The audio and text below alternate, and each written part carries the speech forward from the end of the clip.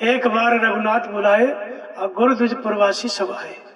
बैठे गुरुद्विज और मुनि सज्जन और बोले वचन भगत भव भंजन। क्या बोला भगवान ने? सभा को बुला करके क्या कहा? उन्होंने कहा कि बड़े भाग्य मानुष तन पावा, ये मनुष्य शरीर बड़े भाग्य से मिला है और इसकी विशेषता क्या है? सुर दुर्लभ सद ग्रंथन गावा, ये देवताओं को भी दुर्लभ है। क्या दुर्लभता है इसमें? तो कहते हैं साधन धाम मोक्ष कर द्वारा, इस साधन का धाम है, मुक्ति का द्वार है और पाए न जे परलोक समारा। इसको जो पाकर के परलोक नहीं समार पाता है उसकी क्या दुर्दशा होती है? तो कहते हैं सो परत्र दुख पावे सिर धुन धुन पछताए और काले कर्म ईश्वर मिथ्या दोष लगा। वो पछताता है और काल कर्म ईश्वर को व्यर्थ दोष देता है, सब दोष उसी का है।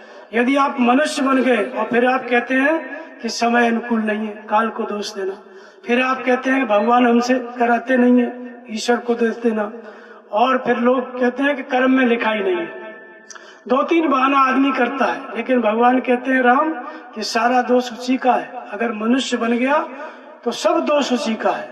और फिर कहते हैं कि नरतन भव वारिद को बेरो सन्मुख मृत्यु अनुग्रह मेरो। ये नर शरीर क्या है? ये संसार रूपी समुद्र से पार जाने के लिए जहाज है। और इस जहाज का कर्णधार कौन है? तो कहते हैं कर्णधार सदगुरु दुर्लभ साज सुलभ कर पावा। ये सदगुरु क्या है? इसको कर्णधार है। और जोन तरे भव सागर नर समाज अस पाए सो कृत निंदक मंदमति आत्मा हनगत जाए। वो अपनी आत्मा का हत्यारा है जो मनुष्य शरीर पा करके नहीं तर जाता, तो फिर तरें तो किसका भजन करें? तो भगवान कहते हैं राम कि सुलभ सुखद मारोगे भाई भक्ति मोर पुराण सुत गाई। भगवान राम ने कहा मेरी भक्ति करो। पास में सीता जी बैठी थी, उनकी नहीं बताया। हनुमान जी बैठे, उनकी नहीं बताया। सभी देवता मिलने आए थे, ब्रह्मा जी मिलने आए, शंकर जी मिलने आए, विष्णु मिलने, सब मिलने आए, किसी की भक्ति नहीं बताया। कहा मेरी भक्ति करो। अब लोगों को प्रश्न उठ जाता है कि राम की भक्ति कौन से राम? कौन सा राम?